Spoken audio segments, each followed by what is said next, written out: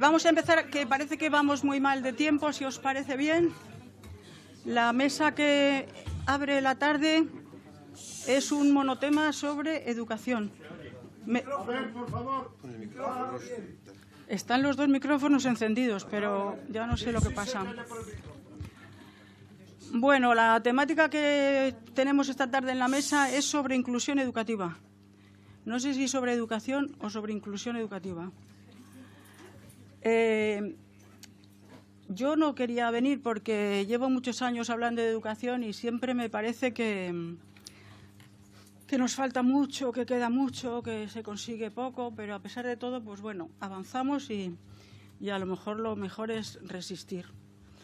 Quiero decir que a veces no se avanza porque querámoslo todo, sino por tener carrera de fondo. Yo creo que el tema de la educación es muy complejo y es muy amplio y además es un tema transversal. Seguramente es uno de los temas más transversales de todos los que nos tocan. Yo entiendo, por mi experiencia y por lo que he leído, que afecta a todas las áreas de desarrollo del sujeto. Esto significa que afecta al área biológica, a la psicológica y a la social en sentido relacional, hablo ahora, que son las tres patas del desarrollo humano, si queremos convertirnos en persona. Y además afecta a todas las estructuras sociales, o sea, a las guarderías, a los hospitales, a los pediatras, a todo lo que significa pues, servicios sociales, servicios educativos, desarrollo neurobiológico y, en fin, que es muy complejo. En una hora es pretencioso querer tocar todos los temas. Entonces nos limitamos, como es el primer foro, pues se harán otros. Parece que Ricardo está dispuesto a morir con las botas puestas y a hacer muchos más foros. Eso respecto a esto que he dicho es respecto a la educación en general y quizá a la discapacidad visual. Entiendo que en nuestro caso, en el caso de la discapacidad visual, resulta primordial que la sociedad garantice a los chavales recursos suficientes como para que su desarrollo sea suficientemente bueno, tanto personal como académico. Digo suficientemente bueno en palabras de Winnicott, que era un pediatra un padre del psiquismo, del desarrollo del estudio del psiquismo, que decía que las madres no tenían que ser óptimas, sino solo suficientemente buenas. Yo creo que, hablando de educación, no sé si cumplimos esa suficientemente buena. Quizá al final de la tarde podamos ver, o al final de esta hora por lo menos, podamos ver algo más. No quiero enrollarme, que sé que hay muy poco tiempo. Va a hablar Pedro Eguren, psicólogo, y no sé si presentar a todos o presento de uno en uno. Bueno, aquí en la mesa delante de vosotros está Pedro Eguren, que es psicólogo, Julio, Salvador, que es el presidente de la Asociación Incluye de padres de familias de niños con discapacidad, y Manuel García Freire, que es un estudiante de Ingeniería Informática. Es la sabia más joven que tenemos. Después por Zoom se conectará otro psicopedagogo que se llama Ángel Mas Parera. Entonces, sin más alternativas, sin más preámbulo, quiero decir, le voy a pasar la palabra a Pedro, pero os lo presento. Él es psicólogo, como os he dicho antes, tiene una amplísima experiencia en los temas relacionados con la inclusión educativa. Él ha trabajado en muchas instituciones públicas y ha sido profesor de la universidad en la Universidad Autónoma de Madrid. Nos va a dar una perspectiva de la trayectoria legislativa de estos 40 años o así, quizá, Pedro. Sí, pues voy a hacer un balance de los últimos 40 años de inclusión educativa en España. Por cierto, antes de empezar, yo creo que, seguramente ya lo sabéis, pero creo que en el último Consejo de Ministros se ha aprobado una partida económica para la inclusión educativa. Eso es lo que oí, me parece que eso es un tema muy interesante, ¿no? Y yo creo que es la primera vez que eso ocurre, es mi impresión. Aunque desde finales de los años 60, prácticamente, ¿no?, se puede decir que ya había algunos alumnos, sobre todo ciegos y con discapacidad visual, integrados en centros escolares, se puede decir que oficialmente la educación empieza en el año 1985 con la promulgación del Real Decreto de Ordenación de la Educación Especial, la LODE.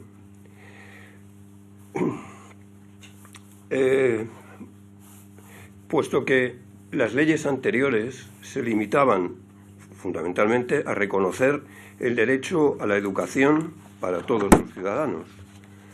Pero se puede decir que, aunque la concebían única y exclusivamente como dentro de la educación especial, como un sistema paralelo al sistema educativo ordinario.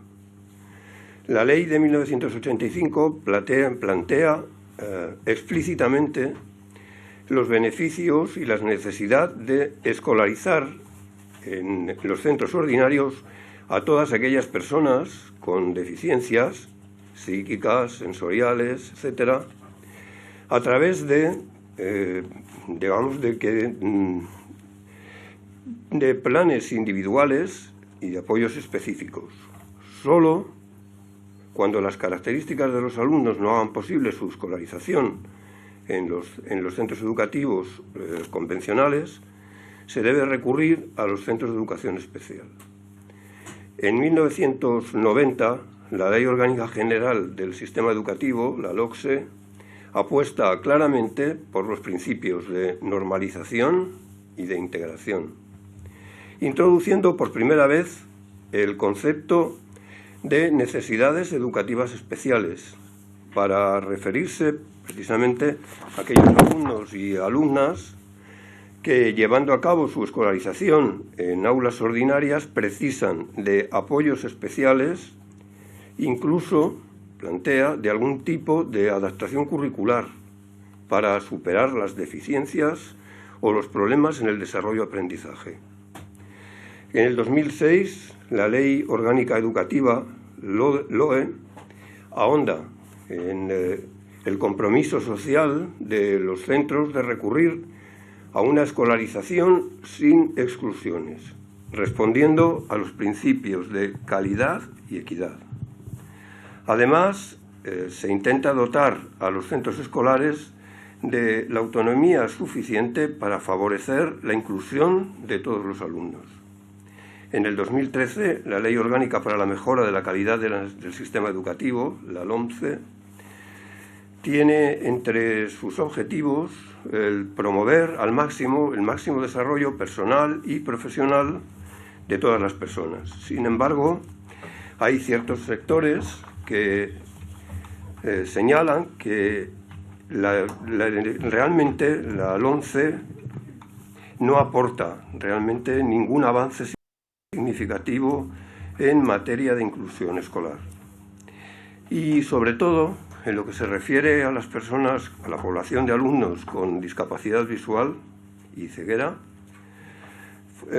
ya que las dos principales aportaciones que hace la LOMCE, como es que para la inclusión educativa es necesario, previamente a la escolarización, que se debe realizar una evaluación por parte de los equipos psicopedagógicos, así como que en caso de discrepancia entre la decisión de los equipos de la escolarización y la voluntad de los padres de escolarizarlos en centros específicos, prevalecerá la voluntad de los padres. Esto, en el caso de los niños ciegos y con discapacidad visual, siempre ha sido así.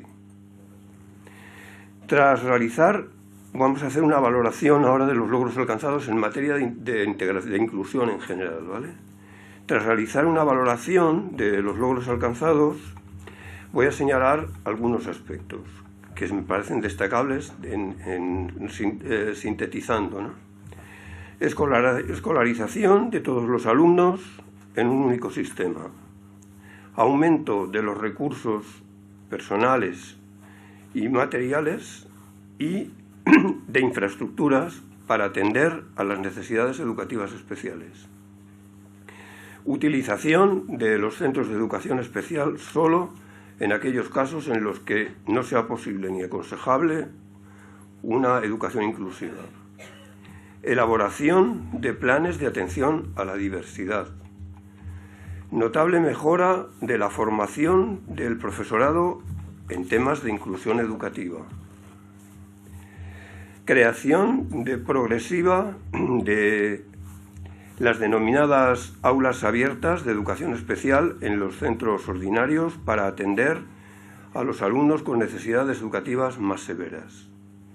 Y ahora voy a hablar del desarrollo de la inclusión educativa de los niños ciegos y con discapacidad visual.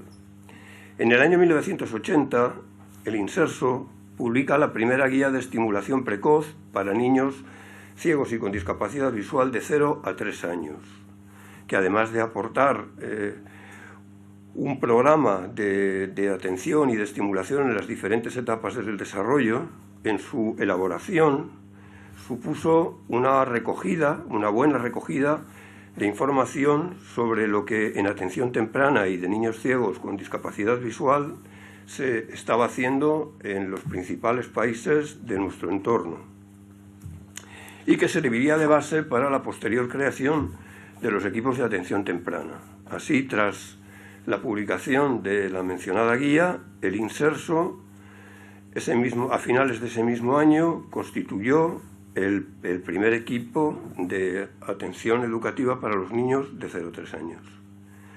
En el año 1981, el Ministerio de Educación y Ciencia constituyó el primer equipo multiprofesional específico para la atención educativa y para la integración escolar de todos los niños ciegos y deficientes visuales. En el año 1982 se firma el primer convenio de colaboración entre el Ministerio de Educación y la ONCE. Entre 1984 y 1985 se crearán más de 30 equipos en todo el territorio español, al tiempo que se dota a los centros de integración de un importante lote de material específico para trabajar con los niños ciegos y con discapacidad visual. Entre 1985 y 1989 se desarrolla y profundiza en la creación de estos equipos conjuntamente con la ONCE, al amparo del convenio de colaboración firmado entre ambas instituciones, dotándose por parte de la ONCE a cada alumno integrado en los centros escolares, en los centros ordinarios, me refiero, del material específico que puedan necesitar según su edad y según sus necesidades. Es decir, el Ministerio dota las aulas y la ONCE dota de material a cada niño según su edad y su nivel de educativo. Al tiempo que los centros específicos de la ONCE se transforman en centros de recursos educativos, lo cual, sin duda, a la larga supuso un gran avance y una mejora en la calidad de los servicios que se prestan, no solo en el ámbito de la educación de los niños individualmente, por ejemplo, apoyos específicos o actividades extraescolares, sino también en el área de la orientación familiar. Creación y desarrollo de escuelas de padres, encuentros de padres y de niños, tanto conjuntamente como por separado, formación de los profesionales, etc. A partir de este momento, el Ministerio de Educación también va realizando el traspaso de competencias a las diferentes comunidades autónomas, lo cual van a ser ellas las que se van a encargar de seguir desarrollando y implementando la educación inclusiva, cada una en su territorio, y también de realizar los diferentes convenios con la ONCE. En el año 2002 se incorpora en las universidades al currícula de los alumnos de la rama de educación especial la asignatura Aspectos educativos y evolutivos de la deficiencia visual, lo cual supone sin duda también un gran avance en la mejora de la formación académica de los futuros profesores. En el retrocedo simplemente para un tema. En el año 1990, la ONCE realiza una primera evaluación educativa de cómo está funcionando la inclusión de todos los alumnos ciegos y con discapacidad visual en España, que mostró una visión general del mismo y que arrojó resultados bastante positivos, al tiempo que indicaba cuáles eran los puntos débiles en los que había que incidir para mejorar su funcionamiento. Y a principios de los años 2000, la ONCE llevó a cabo una segunda evaluación del sistema y no he conocido los resultados, pero a partir de ahí es cuando la ONCE apuesta decididamente por la educación inclusiva. Voy a hacer una valoración de los logros alcanzados. A partir de aquí, la inclusión educativa de los niños ciegos y con discapacidad visual va tomando cuerpo, se adapta a las nuevas circunstancias y se afianza hasta el punto en que hoy podemos afirmar que en España se ha consolidado de forma definitiva la plena inclusión educativa de la práctica totalidad del colectivo, que gracias a los convenios de colaboración, ONCE, Ministerio y Comunidades Autónomas, se ha desarrollado tanto en los centros públicos como subvencionados o privados, en los que cada familia ha querido escolarizar a sus hijos o familiares. Y donde todos siguen recibiendo orientaciones, apoyos y los recursos que necesitan. Es de resaltar que en la actualidad el enorme desarrollo de las tecnologías, afortunadamente cada vez más accesibles para las personas ciegas y con discapacidad visual, han facilitado enormemente la información también para los escolares y que esto facilita el trabajo tanto de los profesores como de los alumnos. Trabajos en el aula, acceso a los libros de texto, transcripción de gráficos, toma de apuntes, lectura de libros, corrección de trabajos y exámenes, etc. Lo cual ha contribuido sin duda decisivamente a este hecho. Y voy a dar unos apuntes de futuro y aquí ya acabo, de lo que a mí me parece que se debe de mejorar, aunque es mucho, sin duda, lo que se ha hecho y es también mucho lo que queda por hacer en educación inclusiva. El objetivo ideal de llegar, el objetivo ideal de lograr una sociedad más justa, donde las deficiencias y las diferencias de cualquier tipo no supongan un impedimento, un hándicap, para lograr un desarrollo pleno para todas las personas, comienza naturalmente con la educación. Y para conseguirlo es necesario seguir trabajando y profundizando en los siguientes aspectos que yo voy a ir a enumerar desde mi punto de vista, ¿no? La complejidad de los diferentes convenios entre comunidades autónomas y la ONCE y el Ministerio deberían clarificar sus líneas de actuación. Es de actuación a seguir. A veces las familias se sienten desorientadas e invierten muchos esfuerzos y mucho tiempo en intentar clarificar lo que ellos no han hecho, estos aspectos, y conseguir además una mejor colaboración entre todas las instituciones, que a veces no es así. Seguir profundizando en el trabajo con las familias, fomentar los encuentros de padres y de alumnos conjuntos y por separado, aprovechar las relaciones entre iguales, en este caso ciegos y con discapacidad visual. Es muy importante que convivan, ¿no?, para potenciar diversas actividades, tanto individuales, como digo, pues, por ejemplo, apoyos específicos, terapias, etcétera, ¿no?, así como grupales, lúdicas, deportivas, y de viajes, de encuentros, de todo tipo. Formar y apoyar a los alumnos en la adquisición y el manejo de las nuevas tecnologías y de las aplicaciones específicas que ayudan a estas personas, a las personas con discapacidad visual, para que aprendan a manejarlas correctamente, así como ayudar económicamente a su adquisición por todos los alumnos, ya que este es un aspecto fundamental y no todas las familias disponen de los recursos económicos necesarios para poder adquirirlos, que además son muy caros. Aumentar la inversión en investigación y en medios humanos y materiales destinados a la inclusión. Mejorar, ya termino, la formación específica del profesorado en inclusión y poner en marcha planes de concienciación con los alumnos y con la sociedad en general, sobre el respeto a las diferencias y a la diversidad. Ya he acabado.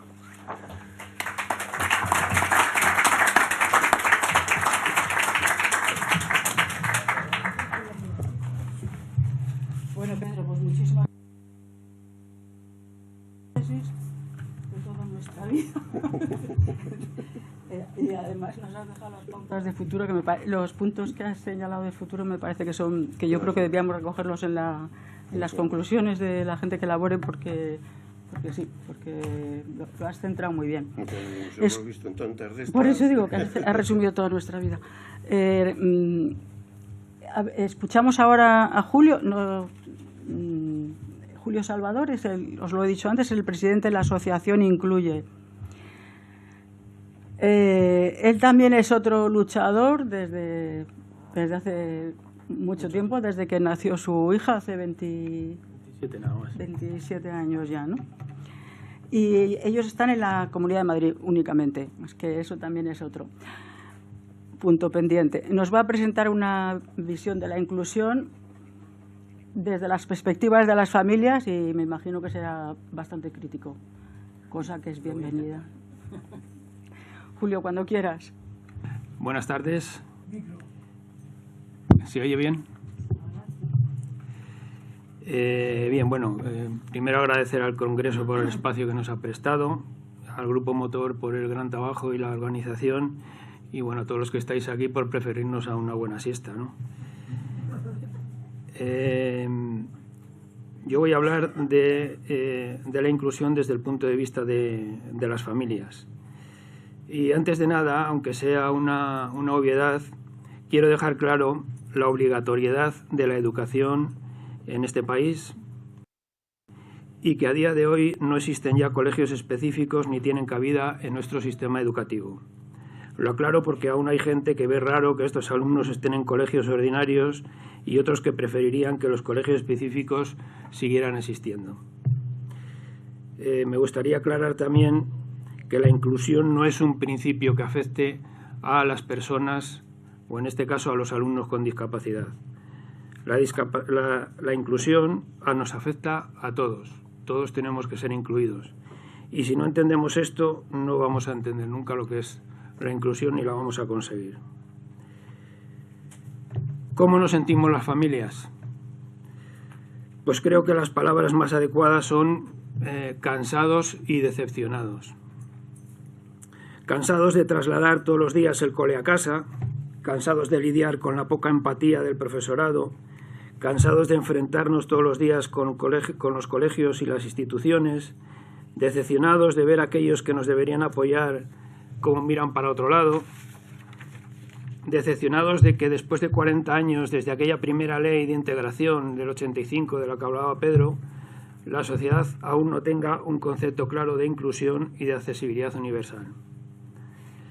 Lo que estáis aquí sabéis que la educación para alumnos con discapacidad visual se basa en un modelo anacrónico cuya principal virtud es su falta de recursos, sobre todo de personal, y que fue un remiendo para integrar a este alumnado en las clases ordinarias cuando aún no había profesionales preparados en las clases allá por 1985. Como consecuencia, la educación de estos niños no se trasladó a los colegios, sino que se trasladó a sus casas, y sus profesores pasaron a ser sus familias. Probablemente muchos de estos niños han salido adelante. Algunas estadísticas más o menos interesadas dicen que el porcentaje de aprobados es superior al alumnado en general. La pregunta es ¿a cambio de qué? Y la respuesta es a cambio de mucho trabajo y de mucho sufrimiento por parte de las familias y del propio alumnado. ¿Cuántos han caído por el camino porque sus familias no tenían la preparación adecuada? No lo sabemos, pero sí sabemos que hay muchos padres que no tienen esa preparación y, por supuesto, no están obligados a tenerla. Urge cambiar este modelo. Nos consta que hay universidades que ya preparan al profesorado para atender a la diversidad, pero, entre tanto, hay que aumentar los recursos para que puedan salir indemnes los que ahora están en el sistema. Este será un proceso largo y no se puede solucionar de un año para otro después de tanto tiempo perdido. ¿Qué pasa en las aulas? ¿Por qué hay profesores que se niegan a responsabilizarse de la educación de estos alumnos? ¿A qué se debe la falta de empatía? La respuesta es, a nuestro entender, que la comunidad de profesores en un porcentaje muy alto no se siente preparada. Pero lo que es aún peor, no cree en la inclusión. Incluso nos atrevemos a decir que no entienden la inclusión. No entienden lo que es la accesibilidad universal y no se dan cuenta de que este es el único camino para llegar al diseño universal de aprendizaje que escuetamente propone la LOMLOE. En esta situación delegan su responsabilidad en los profesores de apoyo, que se reduce a 3 horas en el mejor de los casos por semana y prácticamente a demanda para los alumnos con baja visión. Si los profesionales no están preparados, el resto de la comunidad escolar, alumnos, familias, AMPAs, resto de profesorado, tampoco. Y así no hemos sido capaces de transmitir en general que la convivencia entre personas diferentes los hace más fuertes. Y en cambio se percibe claramente un cierto rechazo hacia los alumnos más vulnerables. Encuestas realizadas en nuestra asociación reflejan que casi el 70% de nuestros socios ha sufrido bullying. Estoy diciendo 70%. Por activa o por pasiva, entendiendo por esta última la indiferencia. Sin duda alguna, lo peor del bullying, el sentirse invisible. Hay muchos alumnos que preferirían verse atormentados o maltratados a sentirse invisibles. La escuela no está solo para obtener conocimientos. La escuela debe formar personas autónomas, tanto física como mentalmente. Y aquí la escuela es donde suspende aún más con nuestro alumnado. No hay una estructura ni de personal ni física que permita a los alumnos con discapacidad visual ganar autonomía sin una dependencia de externos. Partiendo de la base de que la escuela ordinaria es obligatoria, ¿por qué no se organizan actividades extraescolares inclusivas? ¿Por qué los recreos son un suplicio para los niños? ¿Por qué no tienen atención adecuada en los comedores? ¿Por qué es tan difícil exportar la amistad fuera del centro escolar? ¿Realmente alguien cree en la inclusión? ¿Qué pasa con las instituciones? ¿Qué deberían poner orden en este descampado? Empecemos por arriba, el Estado, que firma convenciones ante las Naciones Unidas, convenciones que son de obligado cumplimiento según la propia Constitución española. ¿Cómo podemos hacer una ley y nos referimos a la LOMLOE que no es inclusiva? Una ley en la que la palabra adaptación es de las más utilizadas. La adaptación es enemiga de la inclusión. La adaptación significa que cuando creas algo no pensaste en alguien y después tienes que adaptarlo. Un principio fundamental de la inclusión es el diseño. Diseñar para todos va ligado a la accesibilidad universal. Señores diputados, si hay alguno por aquí, borren la palabra adaptación de esta y de todas las leyes que hagan. Esta ley es una adaptación de las anteriores. No han diseñado nada nuevo, acorde a nuestros tiempos, y que permita asumir los mandatos de Naciones Unidas. Tengan por seguro que volverán a tirarnos de las orejas. Para remate, en la Comunidad de Madrid lo complicamos aún más. La inclusión tiene un enemigo aún mayor, que es que la adaptación. Se llama segregación. Es muy fácil de entender. Todo lo que significa separar no se lleva bien con la inclusión. Y van ustedes, señores diputados de la Comunidad de Madrid, a hacer una ley en la que aparentemente hay 3 modalidades de escolarización, pero que analizándolo bien podríamos ver hasta 5 o 6. Educación especial, educación combinada, colegios preferentes para según qué discapacidades, aulas de educación especial dentro de los centros escolares, educación ordinaria. Podríamos añadir desdobles, diversificación, cuando sacan a los niños de las clases para los profesores de apoyo. ¿Puede haber un mayor desatino? La pregunta es, ¿cuántos alumnos con diversidad funcional van a estar en un aula ordinaria? Las familias, las asociaciones hemos hecho propuestas, enmiendas a la ley estatal, propuestas a la ley autonómica, reuniones con las consejerías, direcciones generales, equipos de orientación. ¿Quién nos escucha? ¿De verdad queréis saberlo? NADIE, nadie, absolutamente nadie. Una vez más, la pregunta fundamental es, ¿alguien cree en la inclusión? ¿Dónde podemos buscar apoyo? ¿Quién nos defiende? Pues bien, alguien bien pensado estaría pensando que, bueno, ahí tenemos el CERMI, tenemos la ONCE, etc. No dudamos que estas organizaciones hagan esfuerzos por alcanzar la inclusión, pero a la hora de apoyarnos sencillamente sufrimos un síndrome del hermano pequeño, esperando siempre a que venga tu hermano de zumosol, a equilibrar la balanza, que es algo que nunca se produce. Llevamos años advirtiendo que la tecnología estaba entrando en las escuelas. Afortunadamente, en esta ocasión la pandemia sirvió para algo, acelerar estas tecnologías. Desafortunadamente, para nuestros chavales, estas tecnologías no son accesibles. Perdón, las tecnologías sí son accesibles. Lo que no son accesibles son las aplicaciones que se hacen con ellas. Así que nos encontramos que, a pesar de que la ley marca que las plataformas y apps de organismos oficiales deben ser accesibles, nos encontramos que no lo son. Pedimos soluciones a la Comunidad de Madrid y la respuesta es que de momento esto no es posible. Así que pedimos ayuda a nuestro hermano mayor, Zumosol, CERMI, que nos dice que eso es cosa de Zumosol 11. Zumosol 11 casi todos los caminos conducen 11. La 11 nos confirma que trabajan en ello, pero que la responsabilidad es la comunidad. Y ya está. Hemos cerrado el círculo. Nos quedamos sin accesibilidad. Un puñado de alumnos no está en igualdad de condiciones que sus compañeros, pero bueno, son pocos, tampoco pasa nada, se acabó el asunto. Podríamos seguir con el libro de texto. ¿Hay algún ejemplo de accesibilidad universal mejor que un libro digital accesible? Pues a pesar de todas sus ventajas por volumen, porque es más sano para las espaldas de los alumnos, porque se puede ver, porque se puede tocar, porque se puede escuchar, porque es más ecológico, porque sirve para todo sin adaptaciones más allá de las puramente tecnológicas, pues aparentemente nadie se lo plantea y seguimos dándole vueltas al papel. Ah, con las editoriales hemos topado. ¿Alguien cree en la inclusión? Y ya para terminar, vivimos en una sociedad enferma donde nada más nos preocupamos cuando un problema nos afecta directamente o se le da la suficiente publicidad. Una gran parte de la población aún ve extraño que haya alumnos con discapacidad en las aulas. ¿Alguien conoce alguna campaña oficial de sensibilización al respecto? Es verdad que somos pocos, que casi no se nos ve, pero tenemos los mismos derechos que los demás. Un compañero de la asociación me dijo en una ocasión: tengo 2 hijas, una con discapacidad y la otra no. Creeré en la inclusión el día en el que el nivel de preocupación pedagógica por una sea igual que por la otra.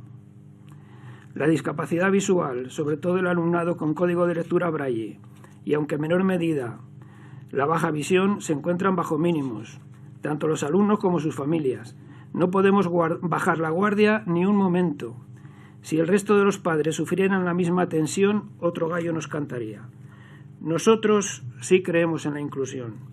Y creemos en la inclusión no por puro convencimiento, sino porque nos han obligado a ello. ¿Alguien más cree en la inclusión? Gracias.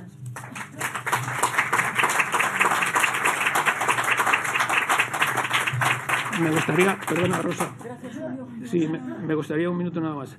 Desde la asociación Incluye vamos a empezar una campaña por la accesibilidad en las plataformas y en general las apps y webs oficiales relacionadas con la educación en estos días a través de Change.org y otras medidas que hemos tomado. Os vamos a necesitar a todos para que obtengáis la mayor cantidad de firmas posibles. Pero mejor hay que encadenarse, no me vas cansado. Sí,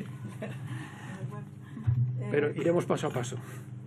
Bueno, yo creo que Julio ha presentado una ponencia muy...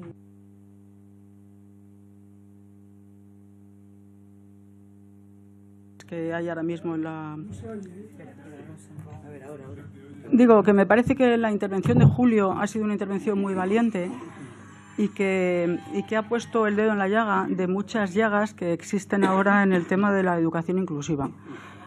Yo personalmente, que no sé si tengo derecho a opinar como coordinadora, pero solo un par de frases, me parece que es un tema que tiene una envergadura muy grande. O sea, que esto no se puede reducir a esta lista de quejas o de sufrimiento. Yo creo que el sufrimiento de los chicos y el sufrimiento de los padres no se puede obviar, no se puede dejar ahí atrás.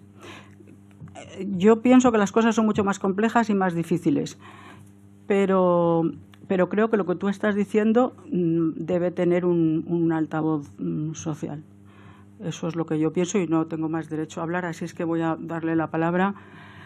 Yo pienso que voy a dar la palabra a Manuel, primero, que está aquí al lado, y dejamos al final el Zoom por si acaso da problemas. Ricardo Gayol.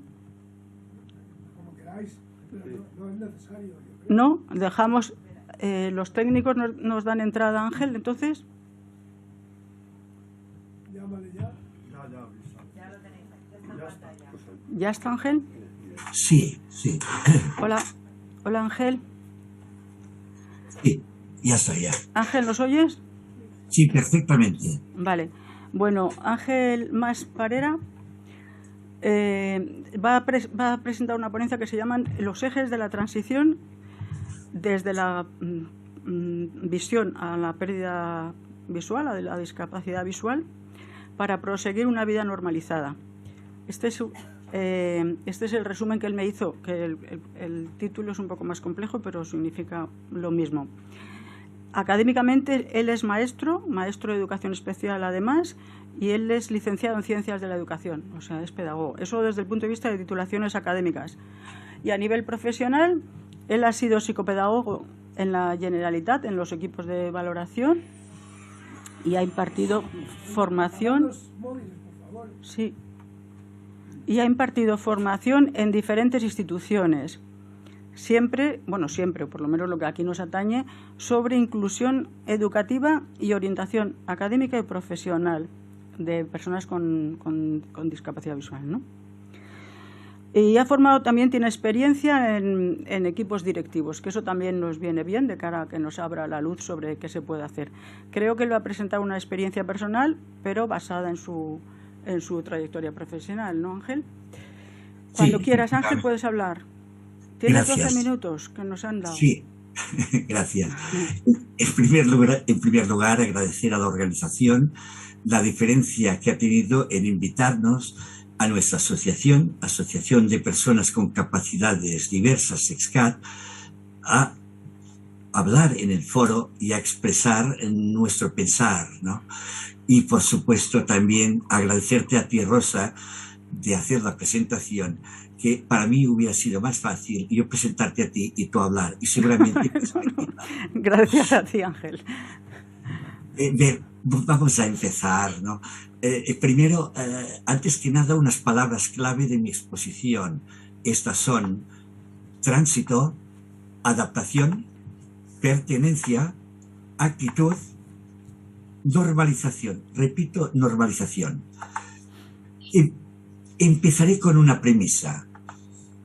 Siguiendo a Ortega y Gasset, podríamos decir que yo soy yo y mis circunstancias. Por lo tanto, toda persona es única e irrepetible. Partiendo de esta premisa, indicaremos los ejes a tener en cuenta durante la pérdida gradual de visión de una persona en época escolar o siendo adulto. Para nosotros es importante el momento de la pérdida, la edad cronológica. El diagnóstico y pronóstico sí lo hay, porque todos sabemos que hay situaciones en que no hay pronóstico. El grado de pérdida, el desajuste emocional, depresiones, ansiedad, etc. La familia, por supuesto. El entorno escolar primordial. Y en este caso también podemos hablar del entorno social en un sentido más amplio. Nivel en el uso de herramientas tecnológicas.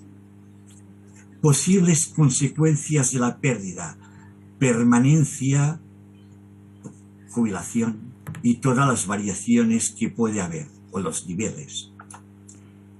Bien, ¿y cómo afrontar la nueva situación? ¿Cómo creemos que podemos afrontarla? Empezando, confianza en los profesionales de la medicina. Toma de decisiones. Tratamiento médico, psicoterapéutico o bien complementado con el farmacológico. ponerse a disposición de los profesionales de la rehabilitación. Aprendizaje en función de la situación y los consejos de los profesionales. Ayudas ópticas si se precisan. Recursos tecnológicos necesarios. Autonomía personal en los desplazamientos interiores y exteriores, ampliando lógicamente a la movilidad en la utilización del bastón blanco, la adaptación o adecuación, como quieran decirlo en este caso, de los espacios interiores escolares o laborales, etcétera, etcétera, higiene personal, etcétera, etcétera, relaciones interpersonales, en fin. Siguiendo, la reincorporación a los estudios o bien al trabajo con las adaptaciones pertinentes. Por supuesto, complementado con las posibles modificaciones escolares o laborales. Temporalización. Es evidente, hay que respetar los tiempos de cada persona. Cada persona es diferente. Y como ven, todo lo expuesto, qué fácil lo he dicho, qué rápido, pero qué difícil es de hacerlo en la trayectoria vital de cualquier persona, sea niño, adolescente, adulto. Y seguimos. Y esto lo podemos sintetizar en el ejemplo real del tránsito de una persona. Brevemente, la persona de unos 40 años aproximadamente, maestro con cargos directivos en centros privados y públicos, 25 años continuados siendo entrenador,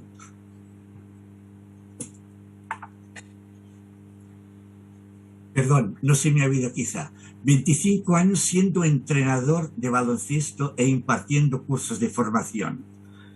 Seguimos. Familia normal, con 2 hijos. Bien, momentos importantes a tener en cuenta. ¿Y qué momentos tuvo esta persona aquellos? ¿Cuál fue los momentos que le hicieron impacto? Fueron el momento de la pérdida, por supuesto. En estos momentos ejercía de maestro de educación especial en un centro público. También, ¿qué le afectó? ¿Qué le impactó? Las diferentes intervenciones quirúrgicas. A causa, en este caso, de desprendimientos de retina continuados, lo cual originaron la pérdida de visión total en un ojo y en el otro, que era el peor de los ojos, el que le quedó visión, le quedó una visión inferior al 10% con campo visual reducido. ¿Y cómo se adaptó esta persona a la nueva situación? Se reincorporó al trabajo como maestro.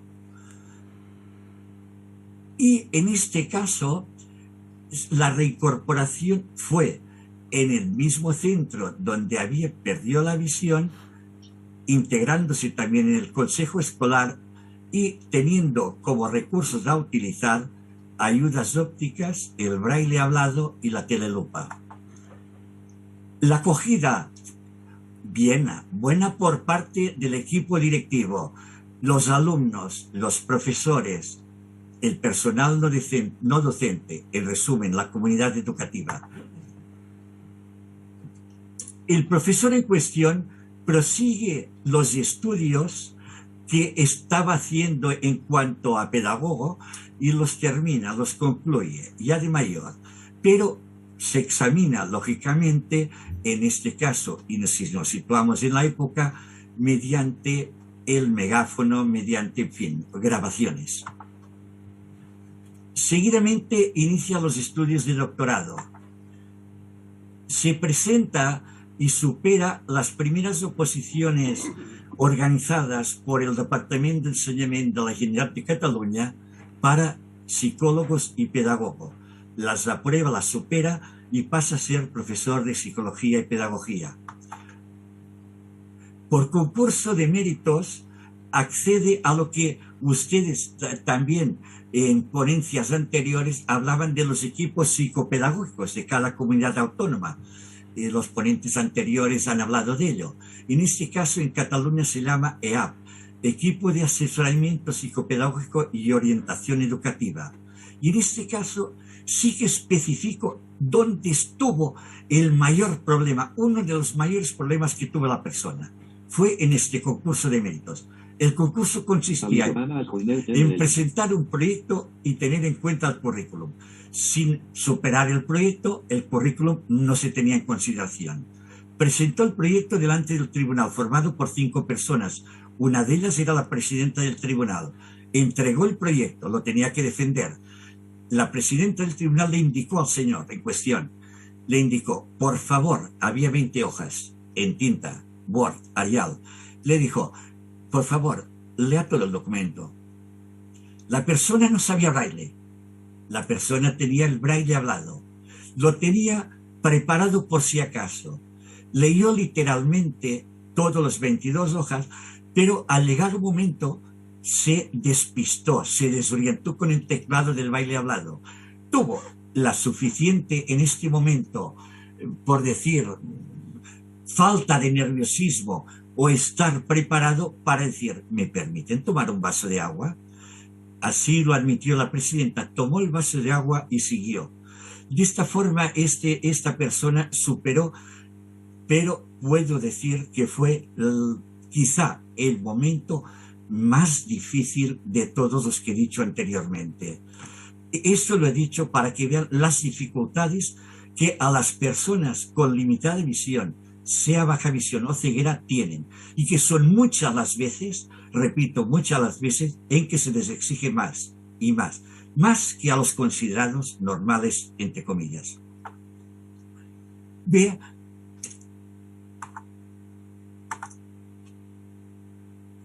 en este caso podría yo ir diciendo todo lo que he dicho, irlo ampliando con otros momentos difíciles de la persona, ¿no?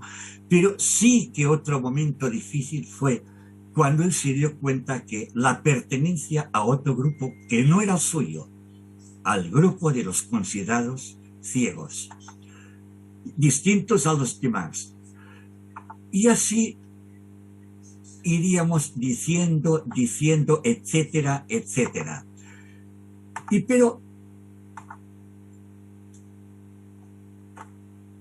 Y aquí, para ir finalizando, indicaré unas conclusiones personales y para no extenderme, y que quizás, y siempre con el interrogante, porque no hay nada en sí, ni nada en no, nada en verdadero, ni nada en falso, pueda ser útil a alguien. Primero, creo que hay que asumir en mayor o menor grado el vivir y convivir con la limitación visual. Cualquier decisión corresponde a la persona afectada, a nadie más. La sociedad siempre va por delante del legislador. Por tanto, es la sociedad la que debe de ir cambiando. ¿Y cómo puede cambiar la actitud? La sociedad solamente puede cambiar mediante la actitud personal de cada uno de nosotros, en el día a día, actuando unos con otros con naturalidad. Tutorización personal y asesoramiento personal durante todo el proceso. Centro de estudios de trabajo accesible, a ser posible siempre cercano al lugar de residencia. Compartir trabajo con las implicaciones familiares y también con su entorno social y cultural. Modificar el currículum escolar en esto hablo muy sinceramente, muy convencido de ellos. Fíjense, cojo el currículum de educación primaria, o de eso, o de bachillerato, o de cualquier ciclo formativo. Cojo las competencias básicas. ¿Qué me encuentro? Competencias básicas en tal, matemática, lenguaje, historia, etcétera, etcétera, etcétera. Pero lo que es del trato con los otros y del conocimiento de los otros, de estos considerados diferentes, que consideran diferentes otros, no hay nada de esto. No hay nada de esto. Ejemplo, no hace mucho, con el bastón tocando pared, golpeo a una persona que está sentada. Yo le golpeo con el bastón y me contesta, oiga, ¿que no ve? Y yo le digo, no, y le enseño el bastón blanco. No sabía ni para qué servía un bastón blanco. Si a nivel escolar los aprendizajes ya de competencias básicas empezaran o comenzaran a trabajar en estos aspectos gradualmente, de menor dificultad a más dificultad, de manera teórica y práctica, otra cosa cambiaría. Seguro que habría cambios. No puedo encender el micrófono. Ángel, perdona, tenemos que concluir. Sí, termino ya. Estoy Por terminando. Trabajo en equipo. No todo el mundo es capaz de hacer de todo. Y en resumen, concluyo. Y con una palabra que para mí es palabra viva. Normalidad, normalidad, normalidad. De esta forma conseguiría un mundo más amable y con consecuencia la palabra inclusión no se utilizaría ni formaría parte de ningún diccionario, o al menos estaría en desuso. Gracias. Gracias a ti, Ángel.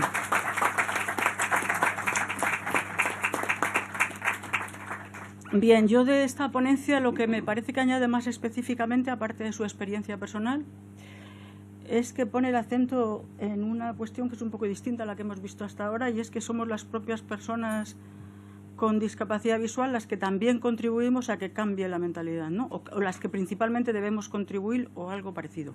O sea, que tenemos un peso específico alto en el cambio de las actitudes sociales. Seguramente será una cosa más mixta, pero me parece que Ángel pone el acento ahí y no le falta tampoco razón. Seguimos con Manuel García Freire.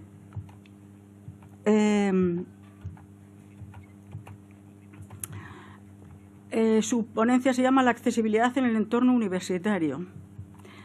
Él es estudiante de Ingeniería Informática, estudia en la Politécnica de Madrid y voy a hacer un resumen pequeñito porque me parece que viene a cuento con lo que estamos abordando.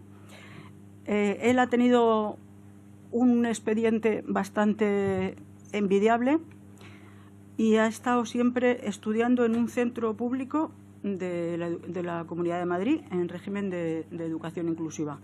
O sea, él no ha pasado por los colegios, ni por educación especial de ningún otro tipo. Sin embargo, recojo una idea que yo creo que ha puesto Pedro antes en la mesa también y que yo la comparto muy particularmente. ¿Me dejáis contar un rollo de 2 segundos? Quiero decir, para que se construya una identidad auténtica y compleja y ajustada a lo que somos, tenemos que desarrollar todos los ámbitos de nuestra identidad. O sea, tenemos que identificarnos con ser ciegos, con ser gitanos, con ser mujeres, con ser psicólogos, con ser formar parte de una sociedad de videntes. Y creo que para que se construya esa identidad más saludable tenemos que desarrollar todos los laterales de ese prisma, ¿no? Y en ese sentido reflejo solamente el decir que Manuel, que creo que ya lo vais a ver, pero me parece que tiene o sea, que podemos hablar de un éxito de educación inclusiva. Sin embargo, ha estado haciendo desde muy pequeño siempre actividades con otros compañeros con discapacidad visual y actividades de todo tipo. O sea, ha hecho actividades deportivas, ha hecho campamentos en España y en el extranjero. Hablo ahora con chavales con discapacidad visual. Ha hecho muchos cursos de inglés, ha estudiado con su colegio en Canadá, estuvo 3 meses. Y tiene muchos amigos videntes y muchos amigos ciegos y mucho de todo. Entonces creo que por aquí podríamos arrojar un poco de luz. Manuel, te paso la palabra.